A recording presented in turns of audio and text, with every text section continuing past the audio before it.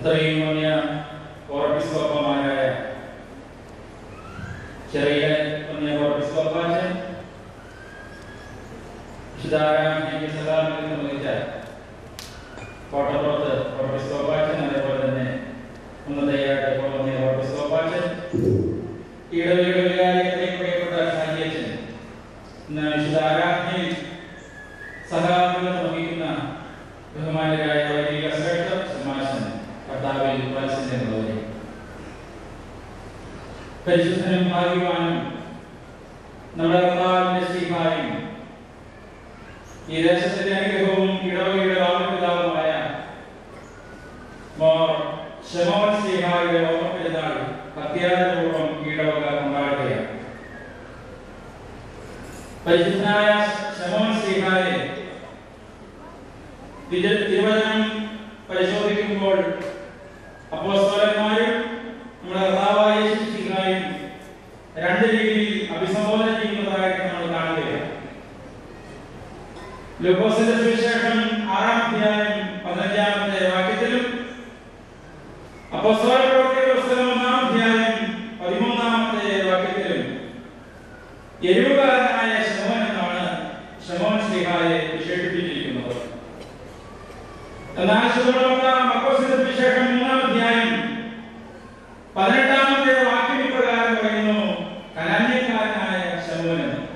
രണ്ട് രീതിയിൽ അഭിസംബോധന ചെയ്തിരിക്കുന്നു. ഗ്രീക്ക് ട്രഡീഷൻ അനുസരിച്ച്, യവനായ പാരമ്പര്യമനുസരിച്ച് ശമോൻ ശ്ലീഹായെ കുറിച്ച് ഇപ്രകാരമാണ് ചരിത്രത്തിലൂടെ അവർ വെളിപ്പെടുത്തുന്നത്.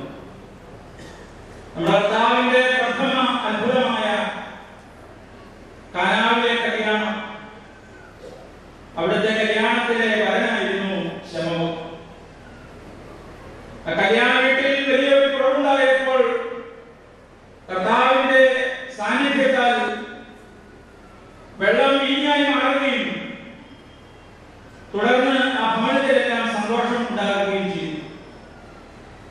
ഇതിനെ തുടർന്ന് വരനായ ശമോൻ അവിടെ നിന്നും കർത്താവിനെ അനുഗമിച്ചുവെന്നും കർത്താവിന്റെ മനുഷ്യാവതാര കാലത്ത് പ്രത്യേകിച്ച് പരിശുദ്ധ നാളുകളിലെല്ലാം ശമോന്റെ ദിവ്യമായ സാന്നിധ്യവും സാമീപ്യവും കർത്താവിനോടൊപ്പം ഉണ്ടായിരുന്നെന്നും ചരിത്രത്തിൽ നിന്ന് മനസ്സിലാക്കുകയാണ്. അദ്ദേഹം യെരൂശലേമിന്റെ 2ാമത്തെ എപ്പിസ്കോപ്പായിരുന്നു. AD 65-ൽ അദ്ദേഹത്തെ കുരിശിൽ കൊന്നു എന്നാണ് ചരിത്രം വെളിപ്പെടുത്തുന്നത്. അദ്ദേഹത്തിന്റെ കബറെവിടെയാണെന്ന് ആർക്കും ഇന്ന് അറിഞ്ഞുകൂടാ. സുറിയാനി സഭയിൽ ശമോൻ ശ്ലീഹായുടെ നാമത്തിൽ വളരെ ചുരുക്കം ദേവാലയങ്ങൾ മാത്രമേ ഉള്ളൂ. അതിൽ വളരെ പ്രാധാന്യം അർഹിക്കുന്ന ദേവാലയമാണ് ഈ അനുഗ്രഹിക്കപ്പെട്ട ഇടവക. മശിഹാതമ്പുരാൻ കുരിശിന്റേതായ രക്തത്താൽ സഭയെ വീണ്ടെടുക്കുന്നതായി നാം കാണുകയും മനസ്സിലാക്കുകയും ചെയ്യുകയാണ്. മശിഹാതമ്പുരാൻ വീണ്ടെടുത്ത സഭയുടെ നിലനിൽപ്പിനും സഭയുടെ ഉയർച്ചയ്ക്കും വളർച്ചയ്ക്കും വേണ്ടി അപ്പോസ്തലന്മാരും തെരഞ്ഞെടുക്കപ്പെട്ടവരും തങ്ങളുടെ രക്തത്തെയും സഭയ്ക്ക് വേണ്ടി നൽകുകയാണ്. ആദിമകാല ചരിത്രം പഠിക്കുമ്പോൾ പെന്തിക്കോസ്തി പെരുന്നാളിന് ശേഷം ഏകദേശം 300 വർഷത്തോളം കാലം പീഡനങ്ങൾ നിറഞ്ഞതായ കാലഘട്ടമായിരുന്നു. റോമാ സാമ്രാജ്യത്തിന്റെ കീഴിൽ അനേകം നീറോ ചക്രവർത്തിമാരുടെ ഭരണാധിപത്യത്തിന് കീഴിൽ യേശുക്രിസ്തുവിനെ അനുഗമിക്കുന്നവർക്കുണ്ടായതായ പീഡനങ്ങൾ എത്ര വലുതായിരുന്നുവെന്ന് സഭയുടെ ആദിമകാല ചരിത്രം പഠിക്കുമ്പോൾ നാം മനസ്സിലാക്കുകയാണ്. AD 313-ൽ നിലം വിളംബരം, അതോടുകൂടിയാണ് സഭയുടെ നേരെ ഉണ്ടായിരുന്നതായ പീഡന പരമ്പര പര്യവസാനിക്കുന്നത്. ക്രിസ്ത്യാനികൾക്ക് സ്വാതന്ത്ര്യം ലഭിച്ചു. തുടർന്ന് ദേവാലയങ്ങളും ദേവാലയങ്ങളും ലോകത്തിന്റെ നാനാഭാഗങ്ങളിലും പണിയപ്പെട്ടു. വിശ്വാസികൾ കൂട്ടം കൂട്ടമായി വന്ന് സ്വാതന്ത്ര്യത്തോടുകൂടി ആരാധനയുടെ അനുഭവത്തിൽ പങ്കുകാരായി. അങ്ങനെ സഭ സ്വാതന്ത്ര്യത്തിന്റെ അനുഭവത്തിലേക്ക്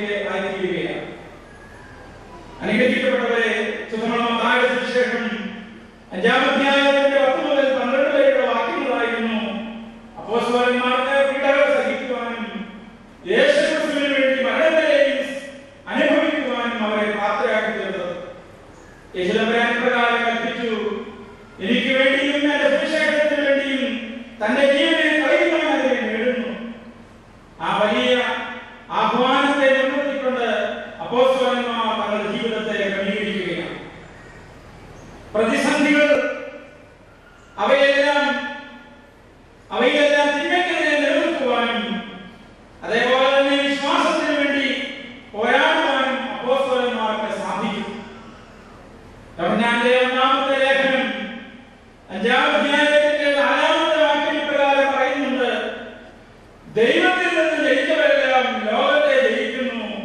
ലോകത്തിന്മേലുള്ള വിജയമാകട്ടെ വിശ്വാസം മുഖേന ഉള്ളതായിരുന്നു. യഥാർത്ഥ ക്രൈസ്തവ ജീവിതം എന്ന് പറഞ്ഞാൽ വിശ്വാസത്തിന്റെ നിറവിൽ, വിശ്വാസത്തിന്റെ തികവിലുള്ളതായ ജീവിതമാണ്.